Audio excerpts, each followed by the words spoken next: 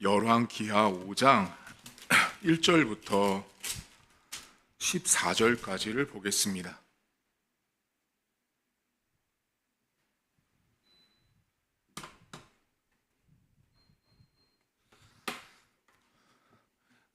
열왕기하 5장 1절부터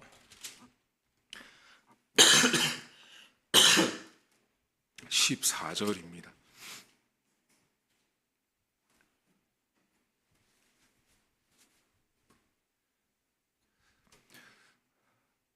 아람 왕의 군대 장관 나하만은 그의 주인 앞에서 크고 존귀한 자니 이는 여호와께서 전에 그에게 아람을 구원하게 하셨습니다. 그는 큰 용사이나 나병 환자더라. 전에 아람 사람이 떼를 지어 나가서 이스라엘 땅에서 어린 소녀 하나를 사로잡음에 그가 나아만의 아내에게 수종 들더니 그의 여주인에게 이르되 우리 주인이 사마리아에 계신 선지자 앞에 계셨으면 좋겠나이다. 그가 그 나병을 고치리이다 하는지라. 나아만이 들어가서 그의 주인께 아뢰어 이르되 이스라엘 땅에서 온 소녀의 말이 이러이러하더이다 하니 아람 왕이 이르되 갈지어다. 이제 내가 이스라엘 왕에게 글을 보내리라 하더라.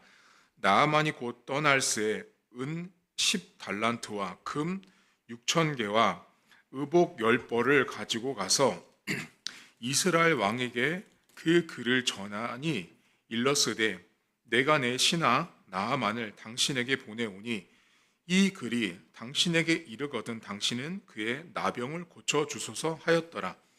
이스라엘 왕이 그 글을 읽고 자기 옷을 찢으며 이르되 내가 사람을 죽이고 살리는 하나님이냐? 그가 어찌하여 사람을 내게로 보내 그의 나병을 고치라 하느냐? 너희는 깊이 생각하고 저 왕이 틈을 타서 나와 더불어 시비하려 함인 줄 알라 하니라.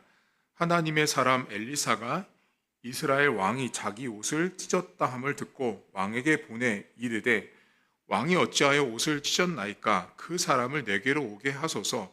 그가 이스라엘 중에 선지자가 있는 줄 알리이다 하니라. 나아만이 이에 말들과 병거들을 거느리고 이르러 엘리사의 집 문에 서니 엘리사가 사자를 그에게 보내 이르되 너는 가서 요단강에 몸을 7번 씻으라. 내 살이 회복되어 깨끗하리라 하는지라. 나아만이 노하여 물러가며 이르되 내 생각에는 그가 내게로 나와 서서 그의 하나님 여호와 이름을 부르고 그의 손을 그 부위 위에 흔들어 나병을 고칠까 하였도다. 다메섹강 아바나와 바르발은 이스라엘 모든 강물보다 낫지 아니하냐? 내가 거기서 몸을 씻으면 깨끗하게 되지 아니하랴 하고 몸을 돌려 분노하여 떠나니 그의 종들이 나와서 말하여 이르되 내 아버지여 선지자가 당신에게 큰 일을 행하라 말하였다면 행하지 아니하였으리까? 하물며 당신에게 이르기를 씻어 깨끗하게 하라 함이리까 하니 나아만이 이에 내려가서 하나님의 사람의 말대로 요단강에 7번 몸을 잠그니 그의 살이 어린아이의 살같이 회복되어 깨끗하게 되었더라. 아멘. 나아만 장군의 이야기는 매우 유명합니다.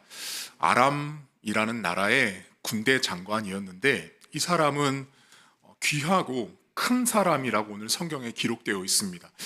그런데 이 사람이 귀하고 컸던 이유가 하나님께서 그를 통해서 구원하는 역사를 이루었다라고 말합니다.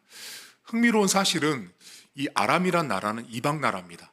특별히 나아만도 이방 나라 장군이었습니다. 그럼에도 불구하고 하나님의 섭리, 하나님의 역사의 주관이라는 것이 이방 나라에도 미치고 있었다라는 것을 잘 보여주는 사람이 바로 나아만 장군의 이야기입니다. 이 사람은 나병을 앓고 있었는데 이 나병이 고쳐지는 과정 가운데 우리가 표면적으로 보면 나아만 장군의 병치료가 가장 기억에 많이 남거든요. 그런데 오늘 이 성경은 사실 하나님의 섭리가 드러나 있습니다. 하나님이란 분이 어떻게 섭리하는지, 하나님은 어떻게 일을 하시는지가 이 나아만의 치료 사건에 등장하는데, 우리가 볼 때는 언뜻 보면 나병 치료된 것만 보여지지만 이 안에 하나님의 놀라운 섭리가 숨겨 있습니다. 자, 먼저 그 이야기는 아람이 이스라엘을 공격했습니다. 그런데 공격했는데 그 공격은 전쟁도 아니고, 여러분 2절을 보시면 전에 아람 사람이 떼를 지어, 이게 뭐냐면 강도짓한 거예요. 강도짓하러 이스라엘 가서 이 아람이 어떤 일을 하냐면 이스라엘 땅에서 어린 소녀 하나 잡아와요. 이게 시작이거든요. 강도짓하러 갔다가 아람이란 나라가 가서 강도짓하러 갔다가 이스라엘의 소녀를 자기 나라로 끌고 와요. 자, 끌고 왔는데 이 소녀를 어떻게 하냐면 그가 그 사로잡은 소녀를 나만의 아내를 수종두는 여종으로 붙여요. 자, 이때부터 하나님의 섭리가 시작이 되는데, 이 소녀는 타에 의해서 끌려왔어요. 남의 나라 끌려와서 남의 집 여종이 됐어요. 자, 그런데 여종이 됐는데 이 사람은 믿음의 여자였어요. 믿음의 여자였는데 이 여자가 보니까 그러니까 여주인을 섬기는데 여주인의 남편인 나아만이 나병으로 고생하는 걸 본 거예요. 그때 이 소녀가 뭐라고 말하냐면, 저기 가면, 사마리아에 가면 하나님의 사람이 있다라는 거예요. 그 선지자 앞에 나아만이 섰으면 좋겠다라고 의견을 말해요. 그 의견이 이제 나아만에게 들어가고, 나아만이 이제 어떻게 하냐, 그 말을 왕에게 전합니다. 그러자 왕이 어떻게 하냐면 편지까지 써줘요. 은도 주고 금도 주고 옷을 줘요. 그래서 이 나아만이 이스라엘 땅으로 가게 돼요. 그걸 갔는데 이스라엘의 그 하나님의 사람이란 말이 오늘도 반복되거든요. 여러분, 열왕기하에서 하나님의 사람은 곧 하나님 말씀을 가지고 있는 사람을 뜻합니다. 엘리사에게 갑니다. 자, 그런데 문제가 생겨요. 여러분, 어디를 보시냐면 9절을 보세요. 나아만이 이에 말들과 병거들을 거느리고 이르러 엘리사의 집 문에 섰어요. 엘리사 집 앞에 온 거예요. 그런데 문제가 뭐냐면 엘리사가 사자를 그에게 보내 이르되 너는 가서 요단의 물을 7번 씻으라고 말해요. 그랬더니 11절 보세요. 나아만이 노하죠. 그때 노했던 이유가 11절에 나오는데 이렇게 말합니다. 노하며 물러가며 이르되, 나만 이렇게 생각한 거예요. 내 생각에는 그가 엘리사가 내게로 나와 서서 그의 하나님 여호와 이름을 부르고 그의 손을 그 부위 나의 아픈 부분에 올리면서 흔들어, 이게 우상들이 어떤 이게 마술 같은 걸 행해서 나병을 고칠 줄 알았던 거예요. 그러니까 이 나아만은 어떻게 생각했냐면 엘리사라는 사람의 집 앞에 갔을 때 엘리사가 자신을 나와서 영접하길 바랬던 거예요. 왜냐하면 당연했어요. 그 당시 선지자와 한 나라의 군대 장관은 급이 달랐어요. 당연히 엘리사가 훨씬 낮은 사람이에요. 가서 군대 장관을 정중히 마중했어야 돼요. 그런데 나아만은 그렇게 될 것을 기대하고 엘리사 집 앞에 갔죠. 근데 문제가 생겼죠. 엘리사가 나오기는 고사하고 엘리사가 사신을 보내서 그것도 요단강에 가서 물을 씻으라는 거예요. 그러니까 지금 오늘 본문에 보면 그 강 말고 더 좋은 강이 있었을 텐데 내가 굳이 강물에 가서 물을 씻을 것 같으면 왜 여기까지 왔겠냐, 그런 말을 오늘 본문에 나오거든요. 그러니까 지금 나아만 입장에서는 기가 막힌 거예요. 아니, 굴욕적이었어요. 굴욕적이고 치욕적인 거예요. 당연히 엘리사가 나와서 나를 마중했어야 되는데 나오지 않아요. 그리고 분노했어요. 근데 여러분 여기 보면 13절 보세요. 13절에 그의 종들, 이 나아만의 종들이 나와서 말하여 이르되, 아버지요, 이 사람들이 이 나아만의 이 성격을 부추겨요. 성질을 부추기는데, 선지자가 당신에게 뭐 큰 일을 행하라고 말하였으면 행하지 아니었겠냐? 그러면 했을 거다. 근데 하물며 당신에게 이르기를 씻어 깨끗하게 하라고 합니다. 말도 안 된다. 아니, 이렇게 여기까지 왔는데 고작 우리한테 주는 치료법이라는 게 물가에 가서 씻으라고 하는, 그것도 요단강, 여러분, 요단강은 그렇게 크고 넓고 깊은 강이 아니에요. 그냥 냇가예요, 냇가. 그들이 볼 때는. 그런 냇가에 가서 그냥 동네 개울 같은 데 가서 몸을 씻으라고 하니 어이가 없었던 거예요. 근데 14절 보세요. 마지막.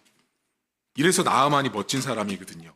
나아만이 이에 내려가서 하나님의 사람의 말대로 요단강에 7번 몸을 잠그니 그의 살이 어린아이 살같이 회복되어 깨끗해집니다. 이 사람 분명히 분노했고 화났어요. 굴욕적이었어요.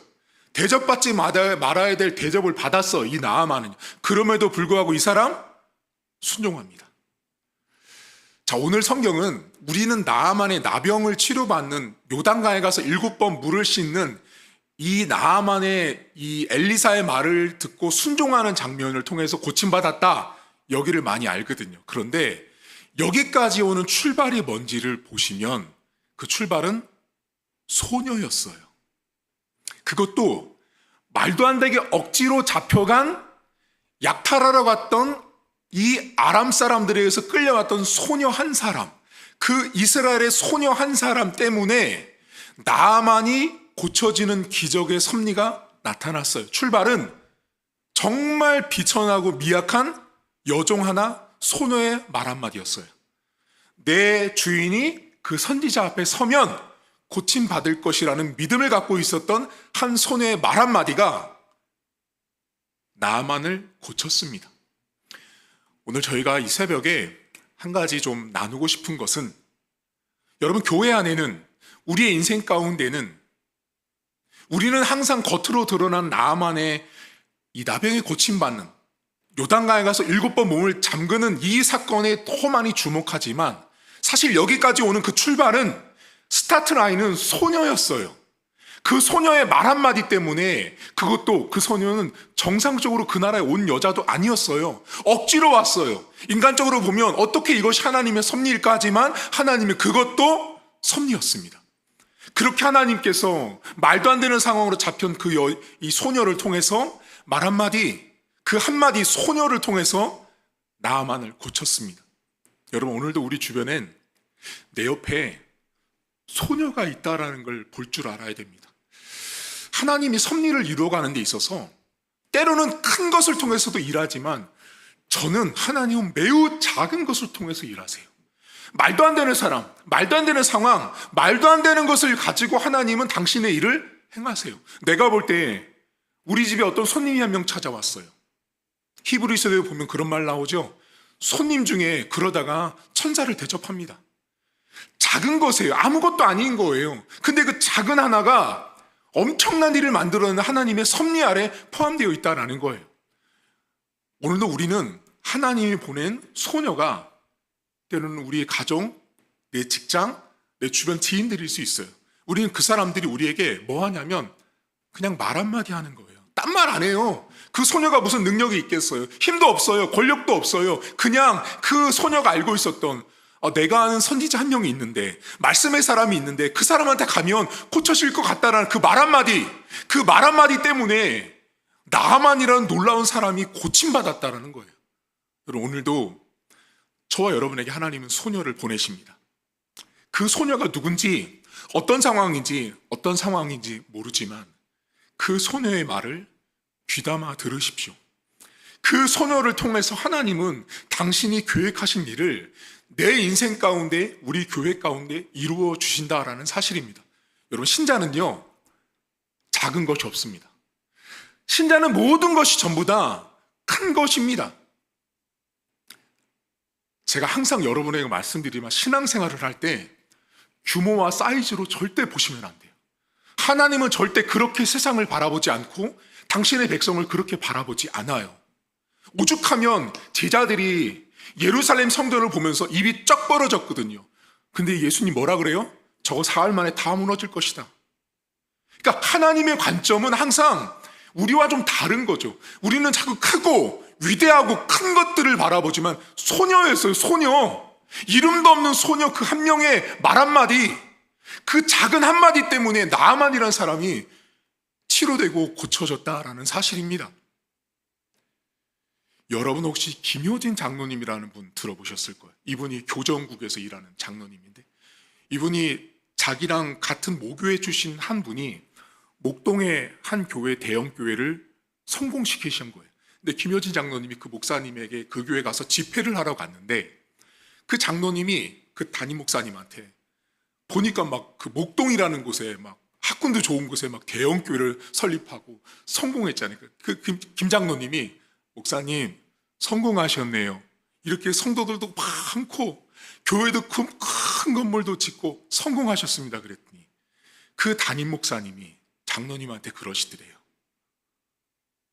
장로님 그런 소리 하시지 말라고. 제가 목회를 해보니까 이제 그분도 은퇴할 쯤이 다 된 거예요. 제가 목회를 해보니까 하나님이 자기한테 큰 깨달음을 준 게 있더라는 거예요. 그게 뭐냐면 하나님은 교회의 규모를 보지 않는다는 걸 자기가 이 교회를 세우고 나서 그걸 하나님이 깨닫게 하셨대요. 그리고 하나님이 보는 건 목사가 한 사람 한 사람을 어떻게 보는지를 보지, 네가 숫자가 1000명이고 10,000명인 건 하나님 앞에 하나도 중요하지 않다는 거예요. 그러면서 그 김효진 장로님도 되게 영적으로 깨어있는 분인데 그분이 되게 많은 도전을 받았다는 거예요. 하나님이 여러분 규모를 보지 않아요. 사이즈를 보지 않아요. 내가 돈을 많이 갖고 적게 받고 공부를 많이 하고 적게 하고가 아니라는 거예요. 소녀 한 명이었다라는 거예요. 소녀 한 명, 그 작은 소녀 한 명의 말 한마디 때문에 나만이라는 한 나라의 군대 장관을 하나님은 고치셨습니다. 하나님의 섭리는 매우 작은 일부터 시작합니다. 오늘 하루도 이 새벽 기도가 우리에게는 소녀 같은 시간이에요. 우리가 오늘 기도하는 이 시간, 내가 직장에 가서 일하는 그 순간, 내가 공부하는 그 상황은 다 소녀예요. 소녀, 매우 작은 거예요. 그곳에서 하나님의 섭리는 출발합니다. 먼 데서, 큰 데서가 아니라 작은 것에서부터 시작하신 하나님, 오늘도 여러분 삶에 나아만처럼 어떤 질병이나 어떤 문제가 고쳐지길 바란다면 내 옆에 보내신 소녀를 주목하십시오. 저는 하나님이 여러분에게 보낸 소녀입니다. 여러분도 저에게 보낸 소녀입니다. 여러분 주변에 있는 남편, 자녀들 모두가 다 내 옆에 있는 하나님이 보낸 소녀라고 본다면 말 한마디 그냥 대충 흘려듣지 않는다라는 거예요. 귀하게 보고 소중히 보고 값진 것으로 볼 수 있다라는 거예요. 오늘도 하나님은 섭리하실 때 소녀, 작은 것, 부족한 것, 연약한 걸 통해서 당신의 뜻을 성취하신다는 걸 믿고 오늘도 승리하는 저와 여러분 될 수 있길 주의 이름으로 축복합니다. 하나님 아버지, 하나님은 절대 크기로 일하시는 분이 아닙니다. 하나님은 절대 많은 것을 가지고 일하시는 분이 아닙니다. 보리떡, 물고기, 말도 안 되는 적은 숫자를 가지고 수만 명의 사람들을 먹이고도 남았습니다. 하나님은 그렇게 작은 것에서부터 하나님의 섭리를 이루어 가셨습니다. 나만의 고침받는 사건을 사람들은 요단강에 가서 7번 물을 잠그며 순종했던 그에게만 집중하지만 그 출발은 나만은 신경도 안 썼던 소녀 한 명이었습니다. 그 소녀는 나만의 아내를 시중두는 여자였습니다. 그 여자는 옆에서 당신의 주인의 남편이 고생하는 걸 봤고 그것을 보고 있었던 믿음의 소녀였던 그 사람은 엘리사를 소개한 것이었습니다. 그 출발, 그 말 한마디가 엘리사를 고쳐주는, 엘리사가 비록 분노하고 굴욕감을 느꼈음에도 불구하고 그는 하나님의 섭리 아래 지금 시간이 진행되고 있었기 때문에 그는 굴욕적이었지만 분노했지만 엘리사의 말에 순종했습니다. 하나님, 때로는 우리가 소녀의 말을 통해서 하나님의 작은 것을 통해서 큰 일을 이루시는 하나님을 못 볼 때도 있습니다. 내가 굴욕적으로 느끼고 내가 분노하고 내가 화가 날 때도 있습니다. 하지만 그 안에서 여전히 지금 이 순간은 하나님의 섭리이고 하나님이 뜻하신 일들이 이루어지는 과정이라는 것을 믿음으로 본다면 우리는 나만처럼 순종해야 할 것입니다. 하나님, 오늘도 우리는 우리의 삶에 하나님이 보내신 수많은 소녀들과 우리의 교회는 내 인생에 보내주신 소녀이고 저에게도 성도들은 소녀고 소녀들 모두가 전부 다 하나님의 섭리 아래서 쓰임받는 귀한 손길들이란 사실을 우리 모두가 인정할 수 있도록 하나님 도와주옵소서. 오늘도 큰 것이 아닌 작은 것에서 하나님의 뜻을, 하나님의 섭리를 이루어 가시는 주님을 만나는 귀한 하루가 될 수 있도록 은혜를 베풀어 주옵소서. 감사드리며 예수님의 이름으로 기도하옵나이다. 아멘. 하늘에 계신 우리 아버지, 아버지의 이름을 거룩하게 하시며 아버지의 나라가 오게 하시며 아버지의 뜻이 하늘에서와 같이 땅에서도 이루어지게 하소서. 오늘 우리에게 일용할 양식을 주시고 우리가 우리에게 잘못한 사람을 용서하여 준 것 같이 우리 죄를 용서하여 주시고 우리를 시험에 빠지지 않게 하시고 악에서 구하소서. 나라와 권능과 영광이 영원히 아버지의 것입니다. 아멘.